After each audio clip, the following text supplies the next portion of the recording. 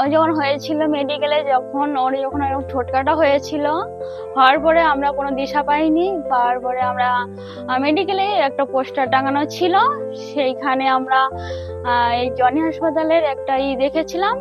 তারপর আমরা হঠাৎ মেডিকেলে এই নাম্বারটা পোস্টারে দেওয়া ছিল, এই নাম্বারটা আমরা বাড়িতে নিয়ে এসে ফোন করি। ফোন করার পর আমরা যোগাযোগ করি, করার পরে আমাদের ডাকা হয়েছিল জনি হাসপাতালের ওখানে।